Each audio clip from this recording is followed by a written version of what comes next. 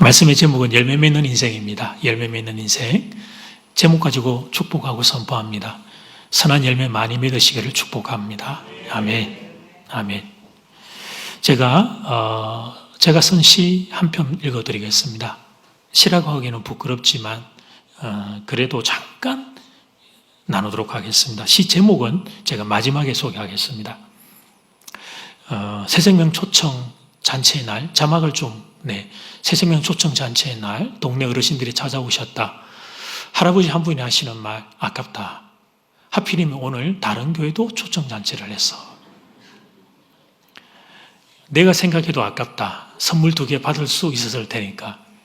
그런데 그 교회 안 가고 왜 우리 교회 오셨을까? 내년엔 우리 교회 오실까? 다른 교회 가실까? 어디가 되어도 괜찮다. 어디서든 아다리만 걸릴 수 있다면. 그래서 훗날 그 어른 천국에서 만나고 싶다. 시 제목은 아다리가 걸리면 좋겠다. 아다리는 바둑에서 주로 사용하는 단어입니다. 원어는 찾아보니까 일본의 아타리입니다. 우리말로 번역하면 아기가 맞다, 짝이 딱 맞다 그런 뜻입니다. 그런데 시의 내용처럼 정말 그렇게 되면 좋겠습니다. 우리 교회를 다녀가신 분들은 모두가 천국 백성이 되면 참 좋겠습니다. 한 해 열심히 사역을 했는데 교회가 우리가 정말 열심히 사역을 했는데 그 사역의 결과로 이런 귀한 열매, 구원의 열매, 천국의 열매가 맺히는 일이 우리 교회의 모든 걸음을 통해 일어나기를 주여 구하오니 그런 은혜를 저에게 허락해 주시옵소서. 근데 여러분 이 시를 읽어드린 것은 교회만 열매를 맺는 게 아니라 우리 한 개인도 사실은 다 열매를 맺어야 되기 때문에 이 시를 소개한 것입니다. 열심히 산다고는 살았는데 우리의 삶 가운데 열매가 또 선한 열매가 없다면 참 정말 애쓰고 수고했는데 그 인생은 헛방입니다. 헛수고를 한 것에 불과합니다. 주님 만났는데 우리가 주님 만나면 우리 인생을 정산할 텐데 너 뭐 하다 왔냐? 이렇게 물어보시면 이 얼마나 황당하게 될지. 사랑하는 교우들이여 선한 열매 많이 맺으시기를 축복합니다. 오늘 이 주제를 한번 묵상해 봅시다. 열매 맺는 인생이 되는 비결, 또 열매를 맺지 못하도록 방해하는 요소들. 첫 번째, 사탄이 마음에서 말씀을 빼앗아갑니다. 같이 시작. 사탄이 마음에서 말씀을 빼앗아갑니다. 밭에 씨를 뿌리면 바로 열매를 맺는 게 아닙니다. 시간이 걸립니다. 이것이 자연의 법칙입니다. 씨가 땅에 떨어지면 땅 속에 파고 들어가서 그게 이제 심겨지고 그 다음에 싹을 틔우고 얘가 가지가 올라오는 성장하는 과정이 있고 그 다음에 이제 여러분 열매를 맺게 됩니다. 그리고 그 과정 가운데는 수많은 방해가 존재하죠. 다 우리 인생 이야기예요. 우리가 열매 맺지 못하는 방해가 자연에도 그대로 있어요. 12절 말씀은 그 첫 번째 방해가 뭔지를 소개하는 거예요. 첫 번째 방해. 길가에 있다는 것은 말씀을 들은 자니 말씀을 들었어요. 이에 마귀가 가서 그들이 믿어 구원을 얻지 못하게 하려고 말씀을 그 마음에서 빼앗는 것이요. 사람들의 마음에 말씀의 씨앗이 탁 떨어지면 그 즉시 말씀을 빼앗아가는 존재가 있습니다. 성경은 그들을 오늘 규정하고 있습니다. 마귀다, 사탄이라고 분명히 규정을 합니다. 오늘 본문을 보면 하나님의 백성이 열매 맺지 못하게 하는 요소, 방해수가 크게 3가지가 있는데 첫 번째 오늘 제가 봤던 이 12절 말씀이에요. 우리의 말씀에서 마음에서 이제 말씀을 빼앗아가는 거고요. 13절을 보면 시련이라는 단어가 있죠. 시련. 네. 시련이 그렇게 하고요. 그 다음에 14절을 보면 염려와 향락이 또 우리가 열매를 맺지 못하게 해요. 이 중에 이 2번째 시련, 3번째 염려와 향락이라는 녀석들도 물론 만만치 않은 원수입니다. 이 녀석들도 많은 성도들을 무너뜨립니다. 그런데 사랑하는 여러분, 하나님의 백성을 무너뜨리는 사탄의 첫 번째 전략이 뭐냐면 시련이 아닙니다. 첫 번째 전략이. 저희 이 선언 앞에 충격을 받는 분들이 계실 텐데 성도를 무너뜨리는 사탄의 첫 번째 전략은 성도의 마음에서 하나님의 말씀을 빼앗아가는 것입니다. 아예 생명이 여기에 거하지 못하게 만드는 거죠. 물론 시련은 성도에게 충격적인 일입니다. 그런데 시련 때문에 모든 성도가 무너지지는 않습니다. 인생의 시련 앞에 오히려 더 하나님께 가까이 가는 성도들이 있더라는 것입니다. 질병이 찾아왔는데 인생을 포기하지 않고 기도하며 그 위기를 극복해내는 분들이 있습니다. 시험에서 좋지 않은 결과를 맞았지만 인생을 그만두지 않고 버텨내요. 하나님을 의지하고 버텨내고 또 도전하고 시간이 지나고 보면 더 합력하게 선을 이루시는 하나님을 경험하는 교우들이 있다란 말이죠. 그러니까 시련을 통해서 더 단단해지는 성도들이 있다는 것을 우리는 알게 됩니다. 이 이치를 아는 사탄은 성도를 무너뜨리기 위해 가장 먼저 우리 마음에서 말씀을 빼앗아갑니다. 어떤 신앙의 강자도 마음에서 말씀을 뺏기면 그 말씀은 생명이기 때문에 뺏겨버리면 그러면 무너질 수밖에 없기 때문입니다. 사탄이 인간인 우리의 실체를 너무 잘 알고 있습니다. 대표적인 예가 창세기 3장의 선악과 사건입니다. 인류를 무너뜨리기 위해 사탄이 선택한 전략이 있습니다. 첫 번째 사탄의 전략은 무엇이었을까? 그런 생각을 질문을 던지면서 창세기 3장을 우리는 이제 딱 들여다봐야 되겠죠. 마귀가 뱀을 통해서 여자를 유혹했습니다. 유혹의 궁극적인 목표는 실현이 아닙니다. 하나님의 말씀을 비틀어 공격하는 것이었습니다. 마귀는 와서 하나님의 말씀을 비틀어 버립니다. 하나님이 금하셨던 건 오직 하나였습니다. 선악을 알게 하는 나무의 열매, 그것이었습니다. 동산에 있는 나머지 모든 열매는 마음대로 먹으라고 하셨습니다. 그 사랑의 하나님이 하나를 금하셨던 것은 창조주와 피조물의 관계를 알게 하기 위한 하나님의 사실은 배려였던 거죠. 하나님의 품 안에서 살아야 된다. 그걸 위해서 그렇게 하셨던 거예요.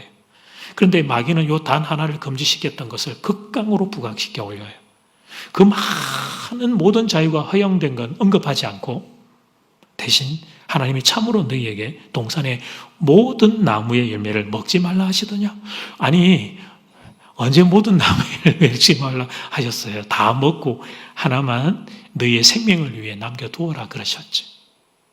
금지, 부정으로 하나님의 말씀을 비틀어 버리는 겁니다.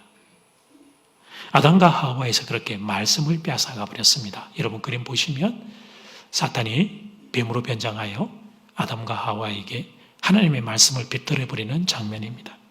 여러분 이 그림을 뚫어져라 보셔야 합니다. 인류의 첫 번째 죄악이 무엇이었던가를 주목해야 합니다. 그것은 하나님의 말씀에 대한 불신이었습니다. 사탄이 선택했던 전략도 보셔야 합니다. 사람의 마음에서 말씀을 빼앗아가는 것이었습니다. 말씀을 비트는 것이었습니다. 이 작업을 통해서 하나님을 인색한 분처럼 오해하게 만든 것이었습니다. 선하신 하나님을 나쁜 하나님으로 오해하게 만든 것이었습니다. 그리고 사탄의 이 전략은 지금도 동일하게 작동하고 있습니다. 사랑하는 교우들이요, 사탄의 최대의 무기는 시련이 아닙니다. 하나님의 말씀을 빼앗아 가는 것입니다. 이 작업을 위해서 사탄은 여러 가지 일을 하는데 그중 대표적인 게 우리에게 어떤 신념을 우리 마음에 심어줘요. 그리고 이 신념이니까 이 신념을 어떻게 하게 하냐면 위치 조정을 해서 말씀 위에 올려놓게 만듭니다. 하나님이 종교가 아니고 내 신념이 종교가 되게 만드는 것입니다. 그러면서 우리의 마음에서 말씀을 조금씩 빼앗아 가버립니다.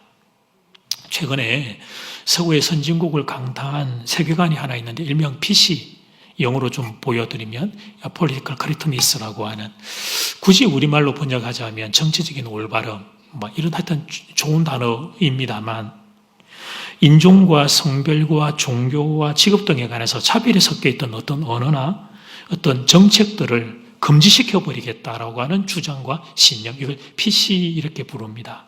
아마 여러분들 여기저기서 유튜브에서 들어봤을 텐데 이게 가지고 있는 이야기는 그거예요. 물론 처음에 출발에는 좋은 의도도 포함되어 있었죠. 약자를 그렇게 보호하자, 지키자는 좋은 의도도 들어가 있었습니다. 그런데 이게 그만 문제가 발생하게 되었습니다. 그게 그들의 신념이 되어버린 것입니다. 종교가 되어버린 거예요. 그래서 이 신념에 반대하는 말들은 일체하지 못하도록 막아버리겠다는 것입니다. 그래서 비민주적이고 독재적인 모습이 그들의 행태 가운데 나타나기 시작했습니다. 처음에 시작이 그렇게 좋은 마음, 도덕적인 마음에서 출발했으면 그 다음에 나타나는 모습도 도덕적이어야 할 텐데 그렇지가 않은 것입니다. 자신들의 신념에 반대하는 이들을 적으로 간주합니다. 그래서 하는 말, 하는 행동에서 이들의 말과 행동에 비민주적이고 배타적인 모습이 자꾸 나타나게 됩니다. 자신들이 원하는 목적을 이루게 방법은 어떻게 되어도 좋다는 잘못된 신념이 온갖 죄를 저지르게 만듭니다. 거짓말도 서슴없이 하고 폭력도 서슴없이 행사합니다.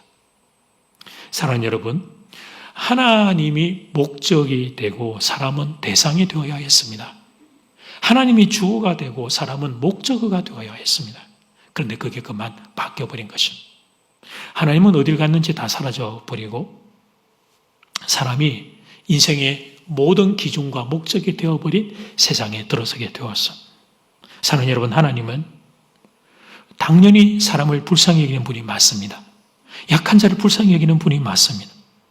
그래서 하늘의 영광을 보내고 친히 이 땅에 내려오셔서 십자가에 죽기까지 하나님 당신은 당신의 전부를 독생자를 우리 사람을 위해 내어주신 분이 맞습니다. 그런데 그 사람이 특별히 그 약한 사람이 잘못을 범한 경우에 하나님은 그 잘못을 다루십니다. 그래야 그 사람이 회개하고 새로운 사람이 될 수 있기 때문이에요. 그리고 사회도 그 행동으로 인하여 오염되지 않을 수 있기 때문입니다. 그런데 이 PC를 주장하는 이들은 사회적인 약자의 소수에 대해서는 무조건 옳다고 주장하는 거예요. 무조건. 혹시 그들에게 잘못이 있다면 그들을 위해서 바로잡아 주어야 하는데 그런데 그런 말도 못하게 하는 거예요. 그건 차별하는 행위라고 말도 못하게 하는 거예요. 그러니까 차별금지법이 이런 정신에서 나온 거예요. 심지어 성경 말씀에 비추어 분명히 잘못이기에 하나님의 말씀은 그게 잘못이라고 하십니다라고 말을 하려고 하는데 그런 말을 법으로 제정해 못하게 막겠다는 거예요. 사탄이 사람의 마음에서 교묘하게 이런 말씀과 세계관을 빼앗아 가는 것입니다. 우리가 지금 이런 시대를 살고 있습니다. 조금 어려운 세계관 이야기를 했지만 우리 교우들, 어른들도 알아야 되고 특별히 우리 교회는 젊은 세대가 많기 때문에 이걸 많이 접하고 살아서 제가 정말 안타까운 마음으로 이 이야기를 좀 전해드렸는데 좀 이해하기 쉬운 주제들로 한번 넘어가 봅시다. 혼전 순결은 사라졌습니다. 한국 사회. 가는 감통이 폐지되었고 낙태가 합법화 되려고 하는 조짐까지 1년에 이런 시대사조가 온 땅을 덮고 있어요. 심지어 성도인 우리마저 그게 멋있는 줄 알고 따라갑니다. 성적인 자유권은 내 것이니까 내가 내 마음대로 살라고 사탄이 말을 합니다. 그래서 마주하는 결과가 뭡니까? 깨어진 가정이요 신음하는 자녀들을 우리는 마주치는 것입니다. 말씀을 버리면 말씀이 생명이기에 말씀을 버리면 선한 열매를 맺을 수가 없는 것입니다. 교우들이여, 하나님은 말씀으로 천지를 창조하셨습니다. 다른 것이 아니라 말씀으로 천지를 창조하셨습니다. 믿으시면 아멘. 요한복음은 아예 하나님이 말씀이라고까지 선언해요. 요한복음 1장 1절 말씀 같이 시작. 태초에 말씀이 계시니라. 이 말씀이 하나님과 함께 계셨으니 이 말씀은 곧 하나님이시니라. 사도 요한은 여기서 한 걸음 더 나아갑니다. 그 말씀이 육신이 되어 이 땅 가운데 오신 분을 예수 그리스도라고 선언합니다. 그러므로 사랑하는 여러분, 예수 그리스도는 말씀입니다. 예수 안에 생명이 있듯이 말씀 안에 생명이 있습니다. 그래서 예수님은 친히 우리에게 이렇게 축복을 하셨어요. 요한복음 15장 7절 말씀, 너희가 나 예수 안에 거하고 내 말이 예수님 하나님 말씀이 너희 안에 거하면 무엇이든지 원하는 대로 구하라. 그리하면 이루리라. 그렇게 될 줄 믿습니다. 그렇게 안 된다는 건 말씀이 우리 안에 자리하지 않는다는 거예요. 사랑하는 교회 여러분, 선한 열매를 맺고 싶습니까? 그러면 말씀을 지키시기를 바랍니다. 여러분 안에 떨어진 말씀들을 잘 지키시기를 바랍니다. 그 말씀의 씨앗을 잘 지키면 선한 열매를 맺게 될 것입니다.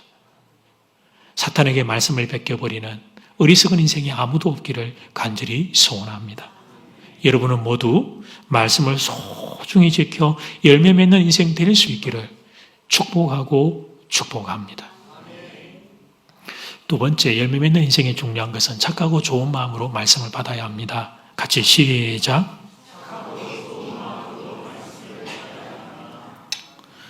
내 마음에 말씀이 떨어졌을 때 요 씨앗이 마귀에게 뺏기지 않게 소중히 지키는 게 우리가 해야 될 일이다 말씀드렸죠. 그런데 사실은 그거 앞 단계가 있어요. 그 앞 단계가.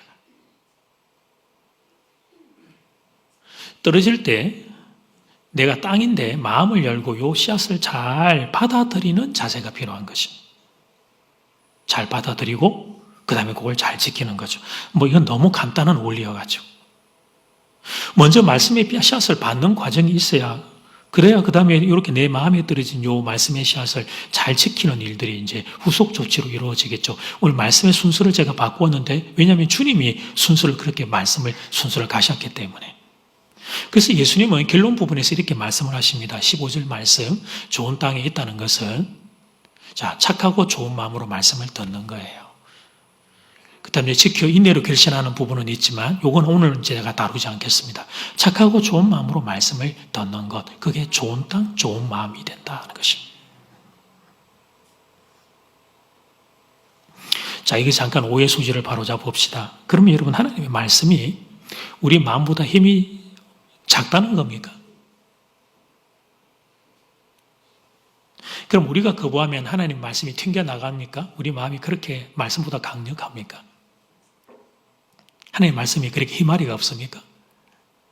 그런 게 아닙니다. 하나님 말씀은 능력 그 자체입니다. 말씀으로 천지를 창조하셨습니다. 말씀으로 병을 치유하셨습니다. 말씀으로 죄인을 구원하셨습니다. 하나님의 말씀은 능력 그 자체입니다. 지금도 말씀을 통하여 이 역사가 일어난다 믿습니다. 근데 오늘 본문의 비유는, 이 비유는 말씀의 인격성을 보여주는 게 인격성을. 그 하나님이, 천지를 창조하신 그 하나님이, 모든 것 위에 모든 것이 되시는 가장 높은 하나님이 여러분을 인격적으로 대해 주신단 말이에요. 종으로 대하지 않고 자아 인격을 가진 소중한 존재로, 파트너로 대해 주신단 말이에요.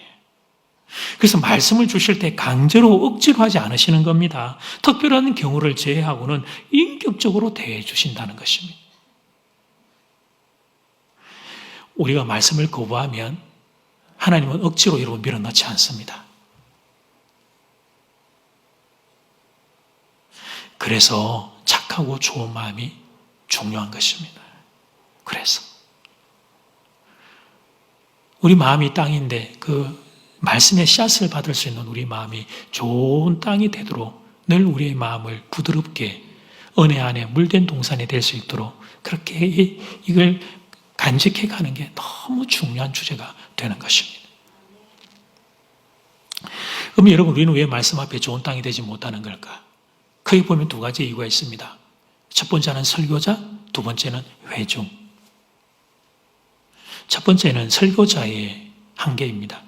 설교가 성도들의 영혼을 강타하지를 못하는 것이, 말씀이 좋아야 그 말씀을 들을 텐데 말씀에 은혜가 없는 겁니다. 그렇죠, 여러분?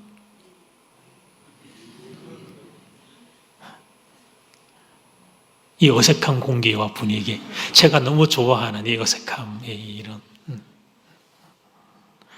설교자가 부족한 거, 이게 문제가 된다는 것을 설교자인 제가 인정, 그리고 반성합니다. 제가 한 가수의 인생 스토리를 보면서 도전을 받았어요. 가족을 먹여 살려야 되는데 혼혈이라고 하는 이유로 일자리를 얻을 수 없었습니다. 그런데 노래 하나 부르면 돈을 준다는 말에 이 사람이 노래를 시작을 했습니다. 그리고는 돈이 되네? 그럼 내가 노래로 돌을 한번 터보자. 그러면 내 가족 먹여 살릴 수 있겠다. 그래서 노래 연습에 매진하고 살고 이제는 많은 사람에게 감동을 주는 가수가 되었다는 그 한 혼혈 가수의 스토리를 들은 적이 있습니다.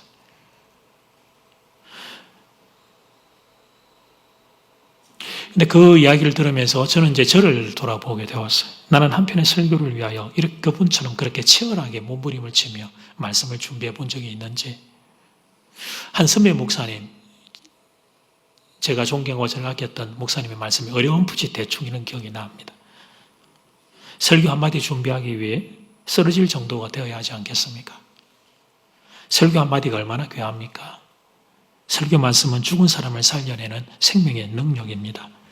진정 설교자가 그 사실을 믿는다면 말씀을 준비하기 위해 설교자는 목숨을 걸어야 할 것입니다.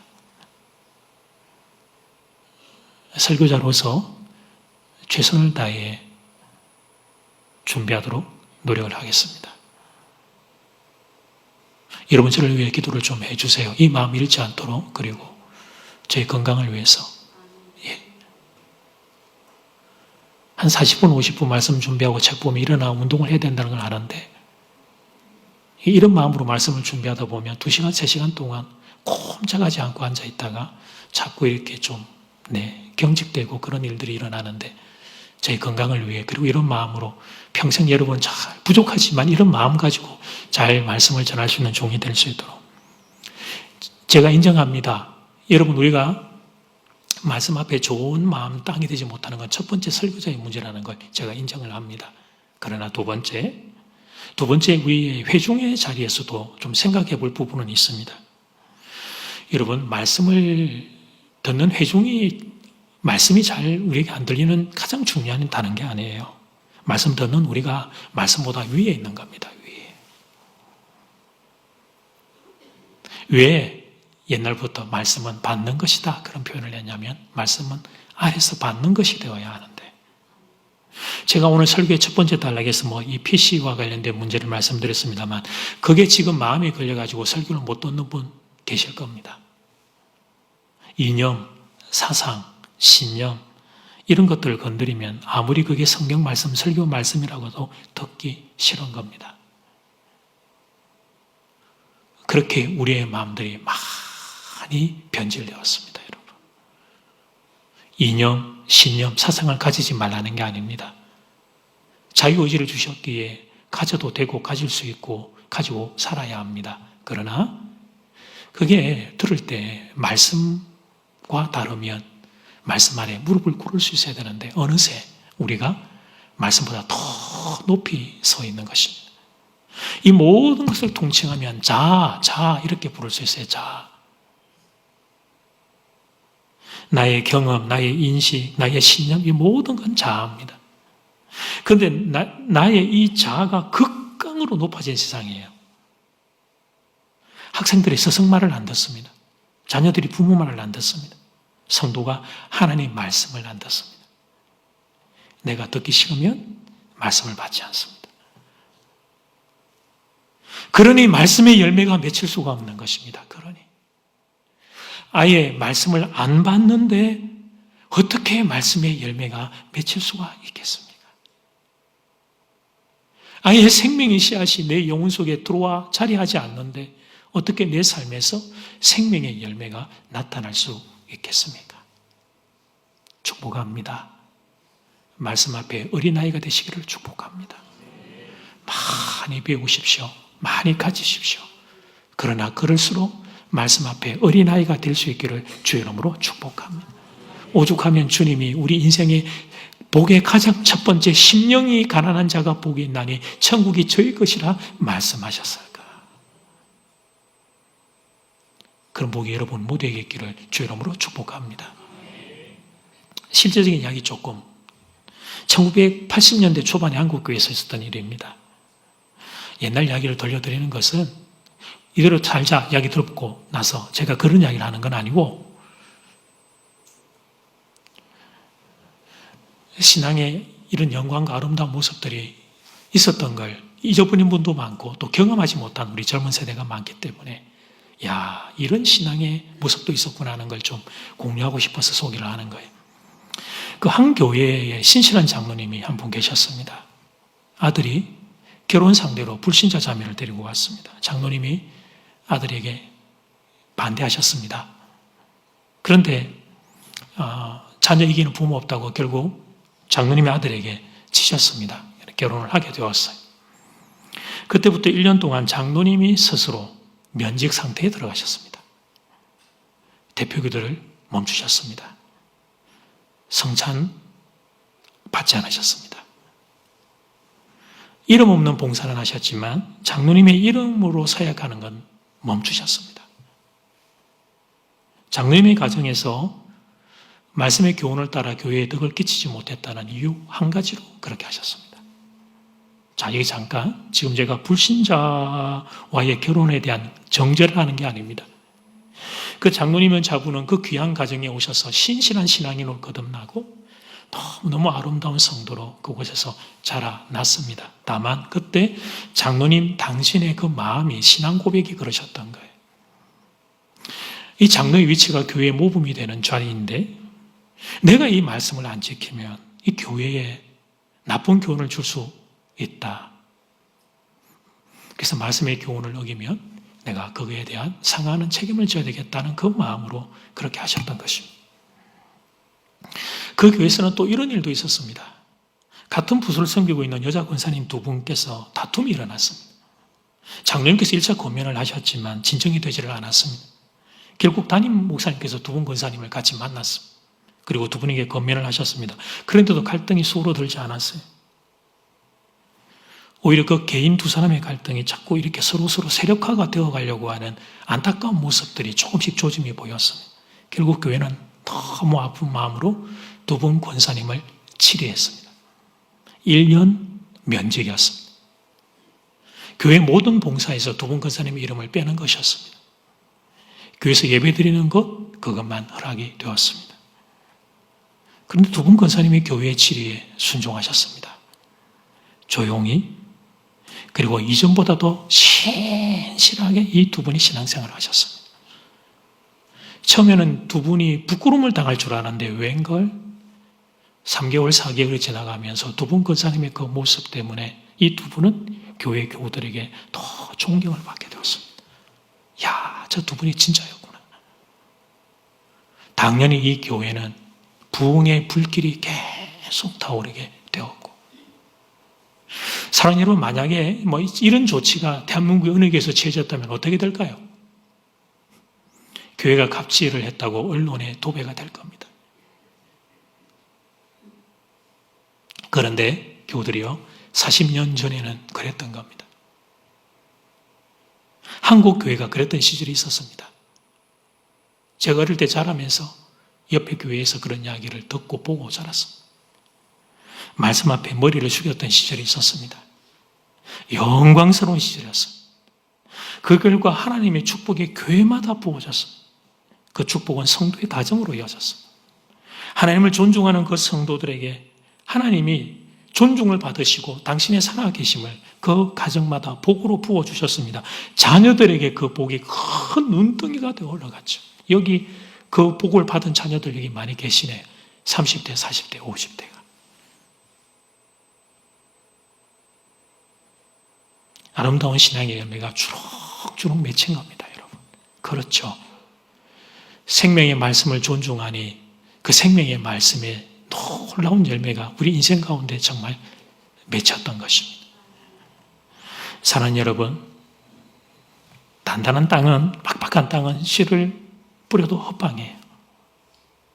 씨가 땅속으로 들어가지 않으면 싹을 틔울 수가 없어요. 그런데 우리 마음이 땅이에요. 우리 마음이 땅.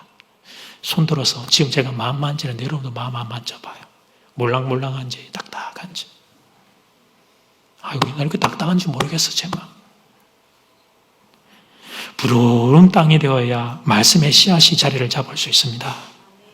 만약에 마음이 딱딱하면 말씀의 씨앗은 심겨지지 않습니다. 어떻게 하면 좋습니까? 그런데 갈수록 우리의 마음이 딱딱해지고 있습니다. 그 배운 거 그거 꼴랑 얼마 된다고. 내가 가지고 있는 거 그게 얼마나 된다고. 내가 인터넷을 통해서 보고 들은 정보 그게 아이고 얼마나 된다고. 왜 우리는 이렇게 우리의 마음은 높아지고 높아져서 하나님의 말씀을 두려워하지 않고 말씀을 아래로 무시하는 이런 마음 상태가 되어버렸는지. 그래서 교우들이요.